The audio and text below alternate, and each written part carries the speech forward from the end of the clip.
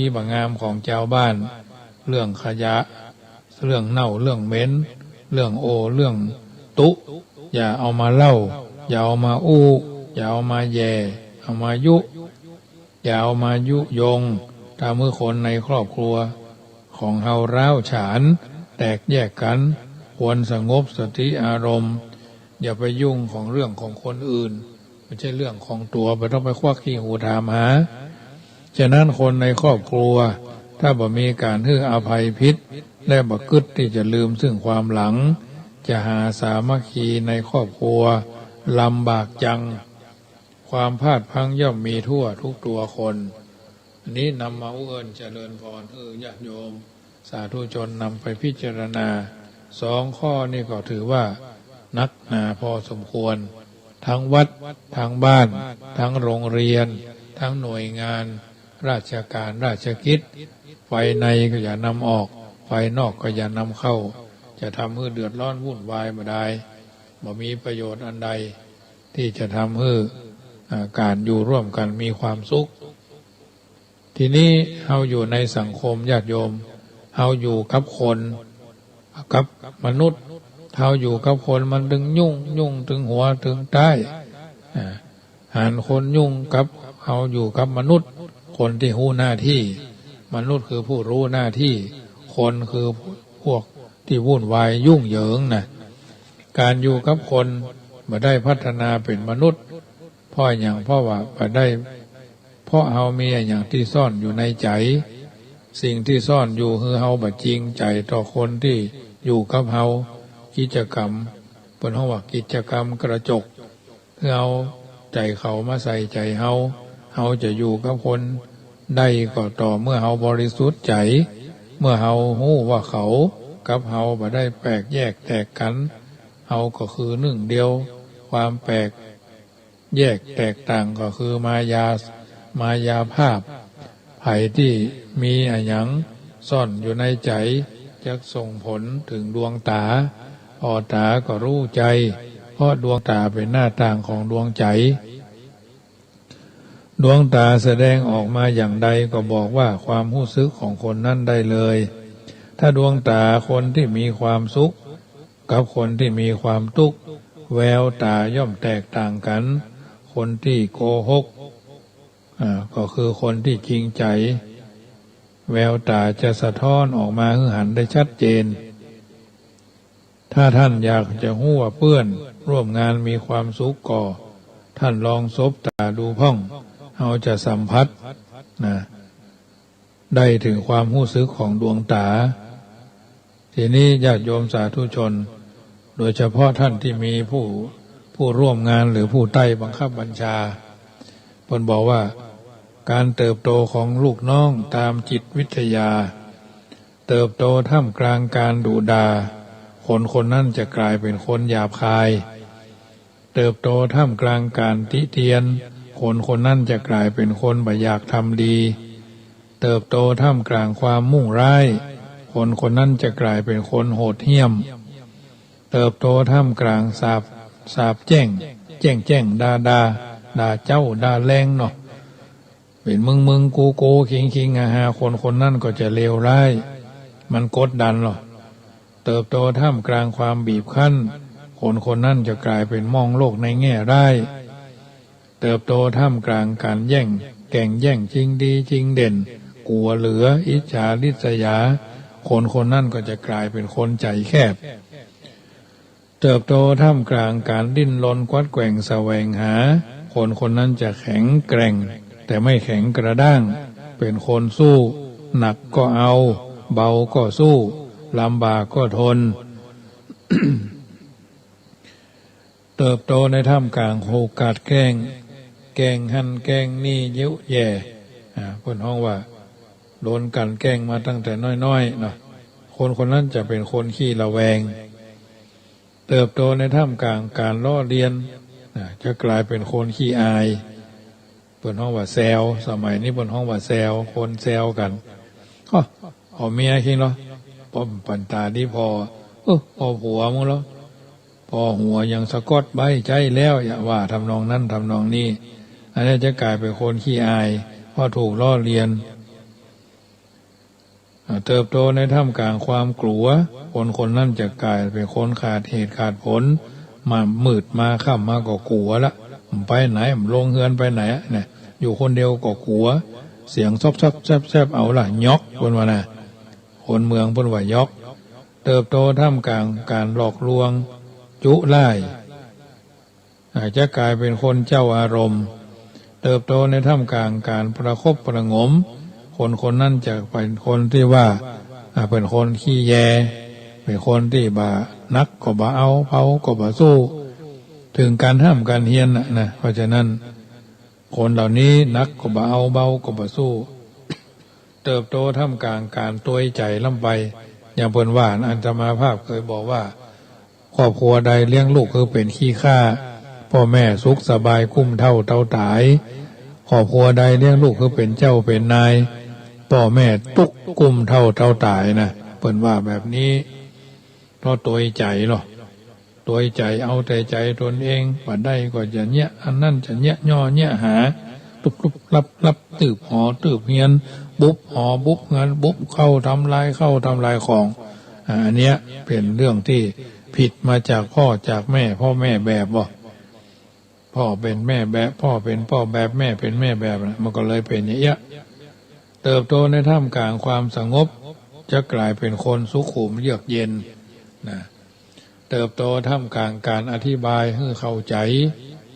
คนนั้นจะกลายเป็นคนมีเหตุมีผลเติบโตท่ามกลางความอ่อนหวานคนนั้นจะกลายเป็นคนอู้จาไพเราะเติบโตท่ามกลางความเป็นธรรมไม่อคติไม่ลำเอียงเป็นผู้ใหญ่จะกลายเป็นคนมีความยุติธรรมท่านทั้งหลายที่วัย35 เนี่ย65เนี่ยส่วนมากก็จะถูกเลี้ยงด้วยความลำบากทั้งนั้นจึงเป็นเจ้านายเจ้าคนนายคนเป็นพ่อบ้านที่แท้เป็นแม่บ้านที่ถูกเป็นลูกบ่าวลูกสาวที่มีความกตัญญู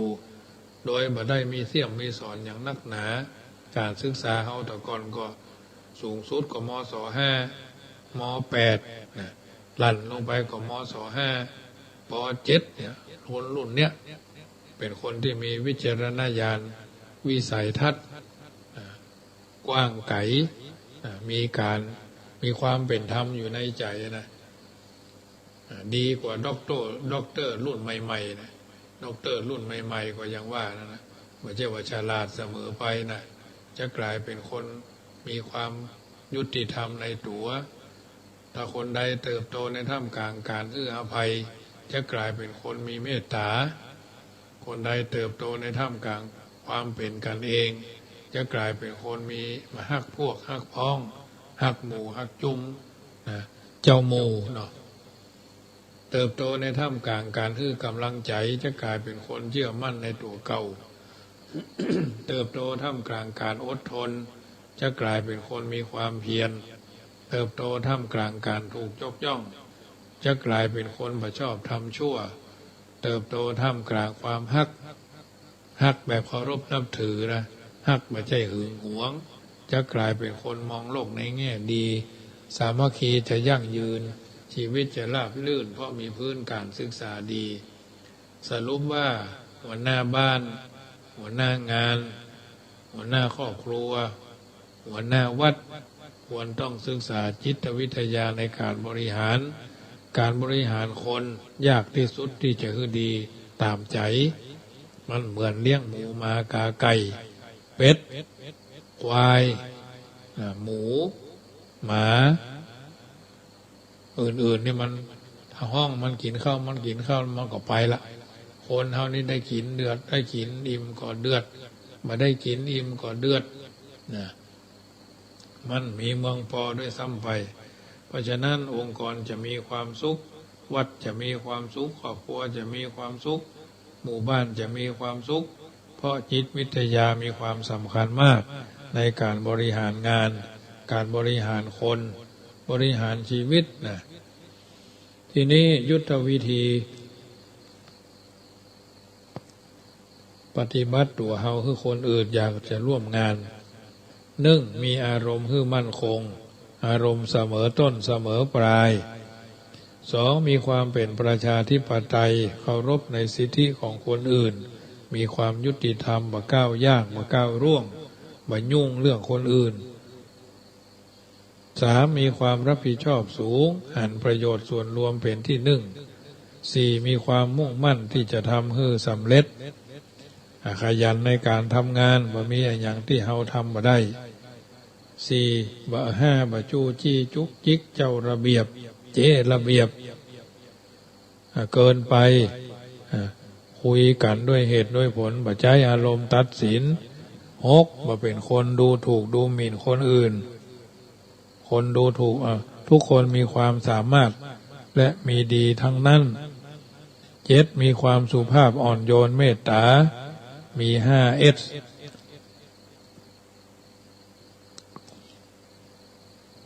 และก็5อ่อนในการทำงานเห็นประโยชน์ส่วนรวมมีจิตสาธารณะในการทำงานเพื่อองค์กรหันประโยชน์ส่วนรวมมีจิตเป็นสาธารณะและก็มีความซื่อสัตย์สุจริตซื่อกินบ่หมดกดกินบ่เมินงบราชการกินเมินบ่เคยหมดนะซื่อกินไม่หมดคดกินไม่นานงบราชการกินนานๆไม่เคยหมดหูจักชมเชยให้กำลังใจเพื่อนร่วมงานหันความยิ่งใหญ่ของคนอื่นคือการชื่นชมสรุปแล้วอยากดีให้แก้ไขอยากบรรลัยให้แก้ตัวจะดีได้ต้องแก้ไขเท่านั้นการแก้ตัวช่วยอะไรไม่ได้แก้ไขแสดงว่าปรับปรุงเรียกว่ากลับจิตกลับใจกลับกายกลับตัวกลับหางกลับหัวกลับชั่วให้เป็นดีนะกลับจิตกลับใจกลับกายกลับตัวกลับหัวให้กลับหางให้เป็นหัวและกลับชั่วให้เป็นดีจึงจะสมคุณสมค่าที่เอาท่านทั้งหลายได้เกิดมาเป็นชาวพุทธมาพบพระพุทธศาสนาทำตัวทำตนเป็นคนมีค่าและก็รู้จักคุณค่าของความเป็นผู้มีคุณเพราะฉะนั้นยิ่งหันข้อบกพร่องของตัวเองมากเท่าใดการทำงานของเฮายิ่งก้าวหน้ามากเท่านั้นยิ่งเห็นข้อบกพร่องของคนอื่นมากเท่าไร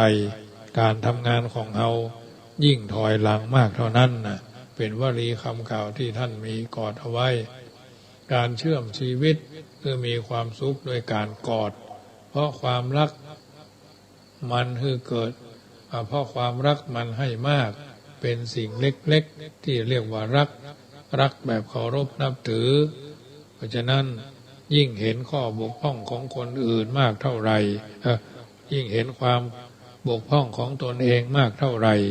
การทำงานของเรายิ่งก้าวหน้านักเท่านั้นเพราะรู้จักปรับหรอกยิ่งเห็นข้อบกพร่องของคนอื่นมากเท่าไรการทำงานของเรายิ่งถอดถอยมากเท่านั้นนำมาเอื้อนเจริญพรบรรดาญาติโยมสาธุชนท่านผู้เพ็ญกัลยาณมิตรได้ฟังอยู่ทางบ้านมอบเป็นปฏิพรครับทุกคนฟังกันเป็นนิทัศนะอุทาหรณ์ญาติโยมท่านผู้ฟังทั้งหลายเขาได้ยินได้ฟังน้ำธรรมคำสอนเป็นประจำมาทุกวันก็ขอท่านทั้งหลายนำไปเป็นข้อพินิจพิจารณาในการดำเนินชีวิตของเราบ่ขัดตกบกพร่องบ่เพียบพร่ำไปด้วยสัจธรรมความจริงอย่างน้อยๆสังคมบ้านเมืองของเราเป็นไปตามสภาวะการบ้านเมืองชาติประเทศจะรุ่งเรืองร่วงโรยจะยอดเยี่ยมจะย่อยยับก็อยู่ที่เฮาทั้งนั้นมันมีว่าสังคมถามว่าสังคมย่อยยับอยู่ที่8 ก.ก็คือเป็นมะเร็งร้ายของสังคมบ้านเมืองประเทศชาติพระศาสนาโดยแท้ถามว่า8 ก.มีอย่างพ้องเกะกะทำตนเป็นผู้ทรงอิทธิพล 2. เกาะแกะประพฤติตนเป็นคนไร้ศีลธรรมจรรยามารยาท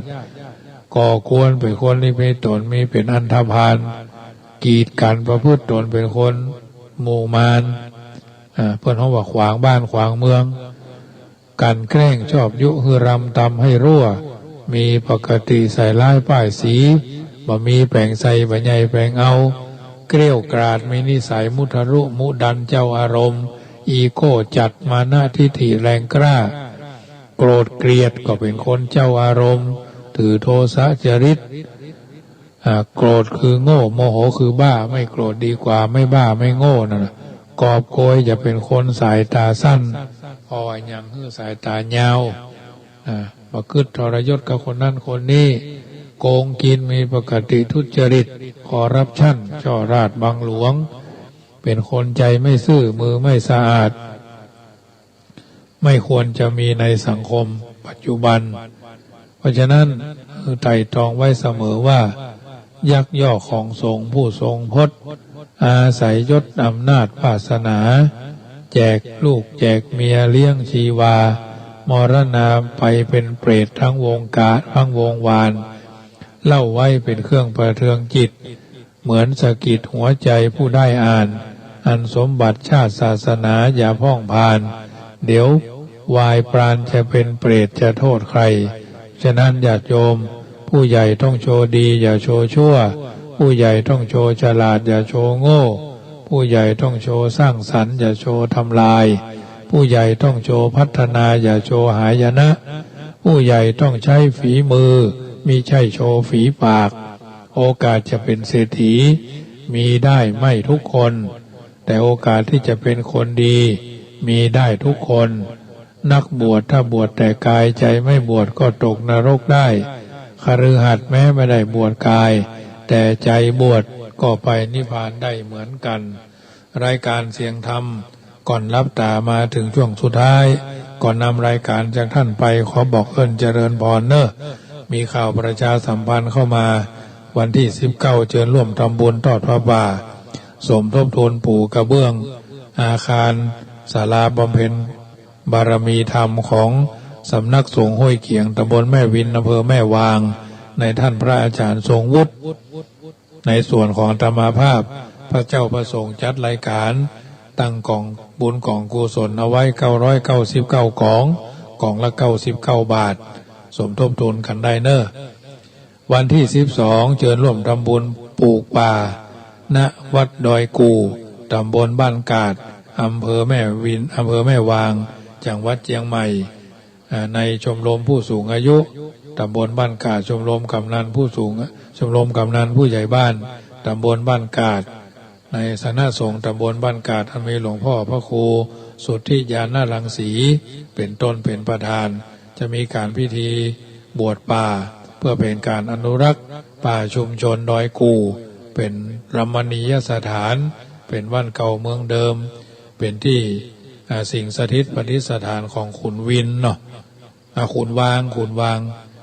ก็คงจะเป็นร่วมสมัยขุนมิลังคะวะนะอาณาจักรแห่งนั้นขุนวินนี่อยู่พุ่นบนดอยดินทนนท์ขุนวางนี่อยู่แม่วางเขาเนี่ยในนามของพระเจ้าประสงค์ฝ่ายจัดรายการก็ขอใจเสียงประชาสัมพันธ์เนอะท่านจะร่วมบุญด้วยก็ได้ของพระบุญของพระป่าแล้วแต่เจตนาของท่านอันนี้เพื่อนมาบอกแต่เจ้านี่ก็มีโอกาสจะได้ไปร่วมเพื่อนเหมือนกันถ้าบัดทิศงานที่อื่นที่ไกลแล้วก็งานทำบุญตั้งธรรมมหาชาติบูชาเทียนที่ท่านทั้งหลายมีอายุลงท้ายด้วย13579ในคืนวันที่29ธันวามีพิธีสวดนพเคราะห์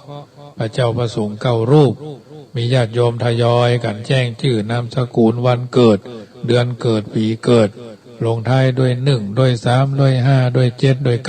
9อาตมาภาพต้องการ227เล่ม227ท่านนะท่านละ99 บาททำมหาชาติก็1,000 คาถา13กัน1ก็45 กองบุญ45 กองบุญไถพระเกิดปีชวดหนูจะรูวัวขานเสือเทาะกระต่ายมาลงงูใหญ่มาสิงงูเล็กมาเมียมาแม่แปะวอกลิงละกาไก่นี่ก็แจ้งความประสงค์ได้ไปมีปัจจัยหลายก็เป็นเจ้าภาพเป็นกัน1ก็ 2,500 บาทถ้าไปมีปัจจัยน้อยก็รวบรวมกันเป็น45 กองบุญต่อ1กันละ99 บาททางนี้ทางนั้นก็ถือว่างานตั้งธรรมมหาชาติถึงวันนี้ก็ได้จัดแต่ง ได้จัดตกแต่งสถานที่จัดไม้สืบจัดตาประดับจ่อน้อยตรุงใจเนาะตรุงใจและก็ตรุงแผ่นผ้าประดับประดาฮื้อนั้นเกิดเป็นสีสง่าเป็นที่เกิดแห่งความศรัทธาของวัดจังกำซึ่งก็เป็นกิจกรรมที่ทำกันมาเป็นปีที่14เนอะน้อมเอิญเจริญพรได้ที่เบอร์โทรศัพท์06154765390615476539ค่ำคืนวันนี้ก่อนจะรับจะนอนไหว้พระสวดมนต์เรียบร้อยอย่างน้อยๆก็ยังย่อแผ่เมตตาเสมอว่าข้าพเจ้าขอตั้งจิตอุทิศผลบุญกุศลนี้แผ่ไปให้ไพศาลถึงพ่อแม่และครูบาอาจารย์ทั้งลูกหลานญาติมิตรสนิทกันคนเคยร่วมกิจการงานเพื่อพระพุทธศาสนาทั้งหลายจงมีส่วนได้ในบุญกุศลผลของข้าพเจ้าทั้งเจ้ากรรมนายเวรเทพเทวันขอให้ท่านได้กุศลผลนี้เถิดยัตตาโรธรรมาอันว่าธรรม4ประการอายุขอให้เจริญวันหน้าขอให้เปล่งป้อยสุกายสบายใจพละมีพลังต่อสู้การงานให้สำเร็จลุล่วงไปด้วยดีอายุวันโนสุขังปะลังขอเจริญพรสหายกับเหล่าเทวะเทวันจงคอยคุ้มกันคุ้มครองของภัยรักษาทางโลกทางธรรมชักนำดังจินตนาสติปัญญามนุษย์เทโวส่องชายปรารถนาจงเห็นผลสำเร็จใจงามดังเพชรเหมือนดังที่มุ่งหมายทำชั่วไม่ขึ้นทำบาปไม่ขึ้นไม่ไปทำดีลื่นไหลดังตั้งใจด้วยเถิด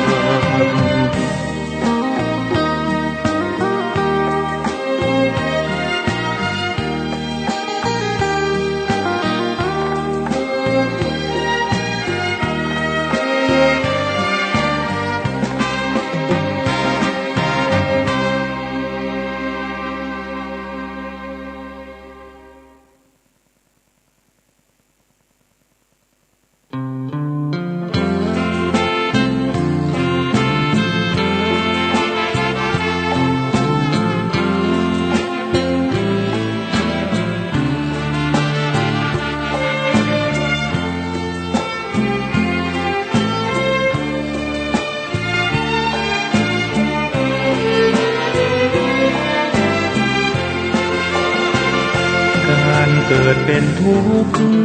เหตุทำให้เกิดทุกข์ช่องทางดับทุกข์นั้นคืออุเบกขาอริยสัจสี่รวมความได้เห็นปัญญาส่องฉายบัญชาในภาวะจิตในโลกิยธรรมโลกุตระธรรมจุดเชื่อมที่นำเจริญสมาธิใจโอตระภูญาณเชี่ยวชาญมั่นคงสดใสปัจจัตตังใช้อธิบายถ่ายทอดให้เห็นโอตระภูญาณสิ่งที่พระองค์